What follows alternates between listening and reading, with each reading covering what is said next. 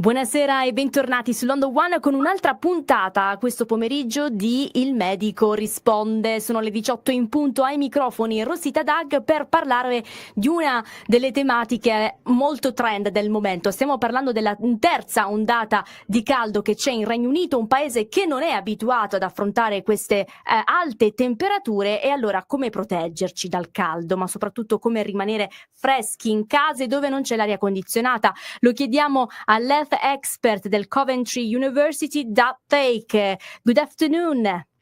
Hello, good to be here. Thank you very much for being with us. So today we're going to talk about this new heat wave, how to sleep well, of course, but not only that, even different recommendation you can give to our listeners, but everything after our sigla. Quindi mi raccomando, restate con noi.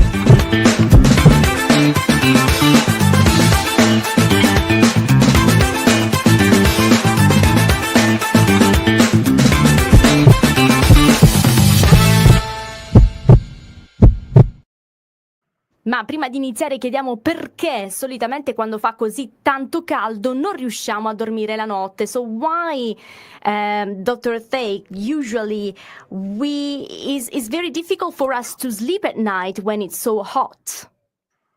Absolutely, yes. It's so hard to sleep at night because to go to sleep, to initiate sleep, the body actually needs to cool down. So that's really challenging.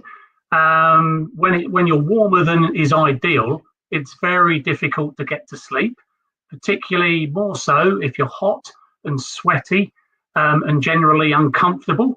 That can make you really anxious and it can make you agitated, and that can add to the challenge as well.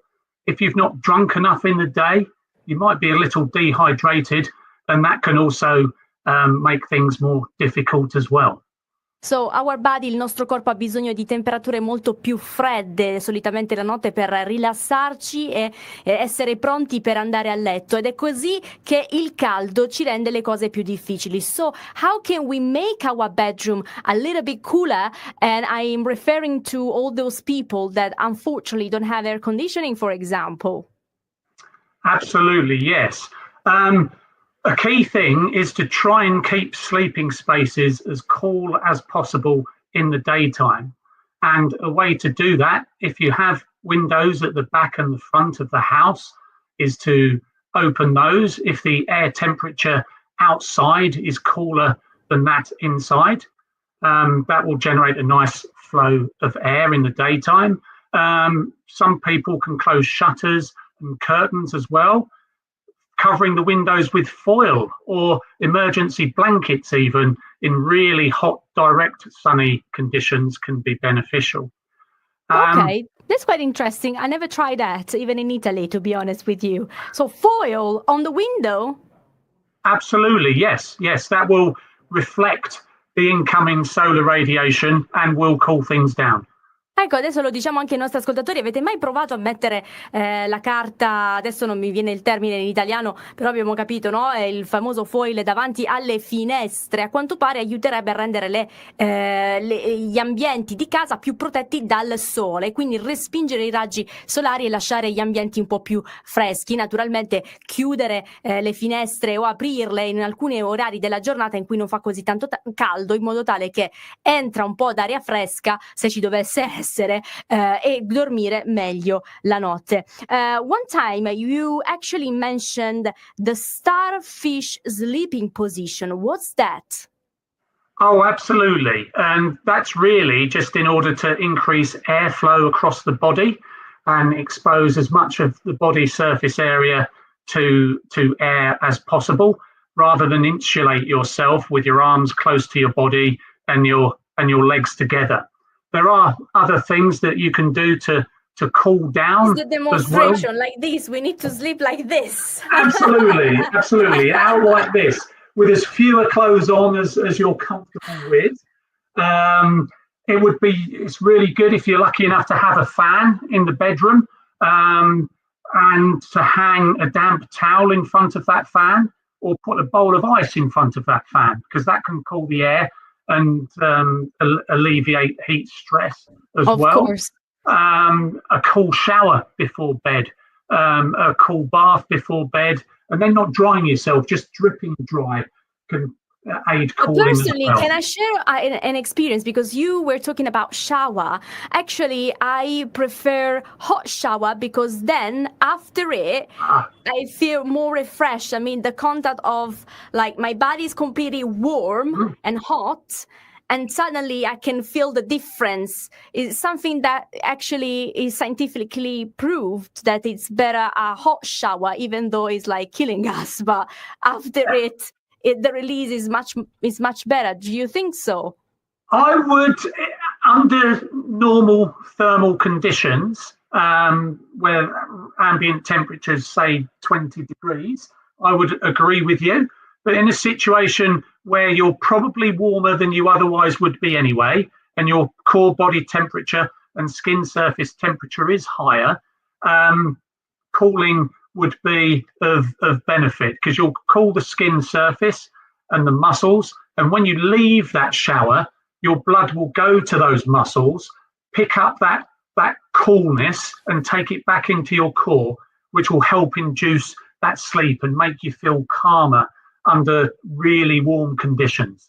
Oh, that's great. Quindi un altro suggerimento del Dr. Thake qui su London One Radio è di fare anche delle docce molto fredde. Io in realtà ho condiviso questa mia esperienza. Di solito faccio docce molto calde, in modo tale che poi quando esco dalla doccia sento questo contrasto, no? Caldo-freddo. E in realtà il Dr. Thake ha detto sì, in realtà si può fare, però magari con temperature che arrivano a 20 gradi. Se arriviamo a temperature anche di 30-35 gradi, come si sta verificando qui in Gran Bretagna, sarebbe meglio una doccia fredda e poi mettere magari dei ventilatori, se ne avete, in casa. Ma la cosa più interessante è di dormire a braccia aperte, quindi non in una posizione a letto dove non avete magari contatti con il vostro corpo. Quindi so basically at night we need actually avoiding sleeping with our partner is a good solution as well. Or not getting too close to them. Absolutely. Yeah, if possible in a house as well. Heat rises, sleeping downstairs if people have the facility. Oh, that's quite good. Really useful as well. Quindi dormire separati, coppie, a chi ci sta ascoltando, questa è una buona occasione per dormire separati e avere il letto a vostra disposizione. But do you have any advice for elderly people or families with babies during this heat wave? Absolutely, definitely. And that would fit the general advice for the population as well. But keeping cool is particularly challenging for older people. Because they sweat less, they have less blood flow to the skin, and also they don't feel as thirsty as they did when they were younger. Babies, of course, they're still developing. They can't regulate their temperature very well, and of course, they can't tell you that they're thirsty. So the usual rules would apply in keeping as hydrated as possible, keeping as cool as possible, wearing loose clothes, being in the shade, eating small meals regularly. In the case of babies younger than 6 months, it's only recommended that they have milk. If they're older, some supplemental water can be useful as well. Also with babies, as with older adults, it's important to look at urine colour. If that's really dark, that's not a good sign. They need to be filling nappies, say at least 6 times in 24 hours, in order to make sure that they are hydrated. 6 times? We need to change our babies? If they're not passing water more than 6 times in 24 hours, that's not a good sign as well. Ok, Yes, so basically anche per giovani e bambini soprattutto e anziani sono diciamo il target più colpito da queste ondate di caldo. Per gli anziani è giusto assicurarsi che bevano sempre un po' di più rispetto al solito, perché arrivati ad una certa età gli adulti iniziano anche a perdere quella sensibilità di sete, e invece bisogna far sì che il corpo sia idratato e far sì che queste persone non vengano esposte al sole. Lo stesso per i bambini dovrebbero mangiare ecco più cose che contengano acqua, se sono un po' più grandi di 6 mesi comunque fornire acqua ai bambini, cambiarli più spesso, e poi se hanno meno di 6 mesi far sì che comunque continuino a bere il latte. Quindi we need to be anyway a little bit careful, because now the temperatures in the UK are becoming literally higher, and the Met Office already said in 12 years basically we're gonna have temperatures arriving at 40 degrees, like being in Italy completely. This is not a country that is basically is not used to this kind of hot weather, so we need to try in any kind of situation to protect ourselves from the heat wave. And another question I would like to ask you, Dr. Thake, what signs should people watch out for to spot heat exhaustion or heat stroke in themselves or others, for example, while we're commuting in London? Absolutely, yes. And heat illness is the particular challenge and the result of not keeping cool and well hydrated. And it exists from relatively mild all the way through to a severe medical emergency. And those symptoms gradually get worse.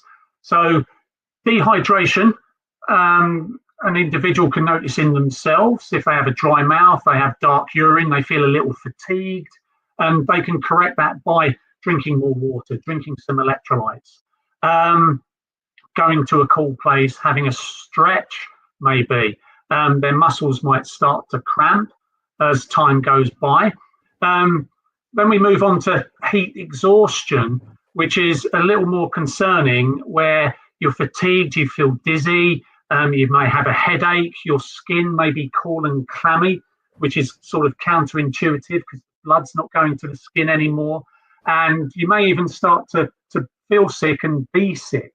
And in that instance, it's really important to get into a cool space, lie down, have your legs raised, drink cool fluids, maybe cool yourself with cold water, a cold compress on pulse points, those sorts of things. Beyond that, we then begin to move into heat stroke, the most severe form, which is a medical emergency essentially. So in this country, we need to dial 999 to get assistance for that. But in the same way as with heat exhaustion, we would want to loosen people's clothes, remove clothing, lay them down, lift their legs, cool them, use some ice packs, mist sprays, all of those sorts of things, and calm them, and even try and entrain their breathing to calm them whilst assistance arrives, where they would have additional. Do you recommend avoiding traveling during this heat wave, especially for people who can avoid traveling and commuting? Yes, I would. Yes, and particularly those in vulnerable groups. We've mentioned the elderly and children, but people who are older generally tend to have more chronic medical conditions, heart disease, lung disease, kidney disease, all conditions that are made worse by the heat. So I would certainly recommend people in vulnerable groups not to travel at all. If it's essential, that they have somebody with them who's aware of their condition and that they're aware of helping themselves, and have, a cool water bottle with them, for example, as well as cool fluids. And they're in the shade, they've got a brimmed hat. Yeah. All of those sorts of things that commonly people traveling should have in hot conditions anyway. But heat illness can impact and affect the most healthy of us, there's also a risk for people that are working outside as well as walking and moving around outside. In these temperatures, we sweat half a litre or so an hour even at rest, and we sweat a lot more as we move more and work harder. And so we need to replace all of that in order to try and keep ourselves cool and in a healthy condition. So, of course. Yeah, broadly, Yes. only travel if you really need to when it's hot. Ecco, il messaggio che sta dando Dr. Thake in questo momento per chi ha la possibilità di evitare i viaggi, cercate di evitare, perché se sapete che vi sentite male quando ci sono alte temperature, ecco, cercate di evitare di viaggiare. Lo stesso anche per chi è più vulnerabile, pensiamo agli anziani e anche ai più piccoli. A volte vediamo questi bambini, sometimes, Dr. Thake, we see these families, 35 degrees, bringing their children in the tube. I mean, the tube doesn't have even the air conditioning, apart some lines like the Metropolitan or the Hammersmith and City line. But like, for example, traveling with kids on the Victoria line, on the Central line is quite madness. I don't know how they cope with that. So the very last question before leaving you, do you expect the UK to see more extreme heat events in the coming years, and how should we prepare? Wow, now that is a big question. And unfortunately, the projections are that we will see more heat episodes, and the frequency and intensity of heat waves will continue to rise. In my opinion, preparation needs to continue on all levels, from individuals, understanding the impact of heat on their bodies and the signs, some of which we've just mentioned, and how to counteract those, all the way through to policy in central government. There's a big responsibility that everybody needs to take. Education is really important, and people understanding the public health messages around how to look after themselves and look out for vulnerable individuals. Even simple things. You've mentioned travelling on the tube and young children. Some people leave young children in cars, albeit very briefly, in hot conditions. Should never be the case. On a public health level, there need to be plans in hospitals and public spaces to manage heat waves. Local authorities need more cooling spaces. There are cooling spaces available in London, public libraries, community spaces, places of worship, where if people are out and about, they're struggling, they can find some respite. That needs to be more organised and structured and available. Not everyone's mobile to get to them and has access to them. Exactly. Town planning is really important. Green spaces, they tend to be cooler. We have a microclimate that's hotter around buildings. Building materials can be improved so they don't absorb so much heat, they reflect it. Building design can be built in such a way that there's better air circulation through. Things are more energy efficient. You mentioned air conditioning earlier. That takes a lot of energy. And we're in the problem we're in now because of the energy that we've used. So we don't want to, make that problem better by using more and more energy and making the situation even worse and worse. So we need national policy to address those things, and more research around how to efficiently and effectively build the environment and spaces to keep it cooler and from an which energy are also efficiency point of view. Sustainable solutions. So absolutely. Thank you very much, Dr. Thake, for giving us these insights about what also the local government should do in order to face the new heat wave episodes, but also us as individuals. Thank you very much. Thank you.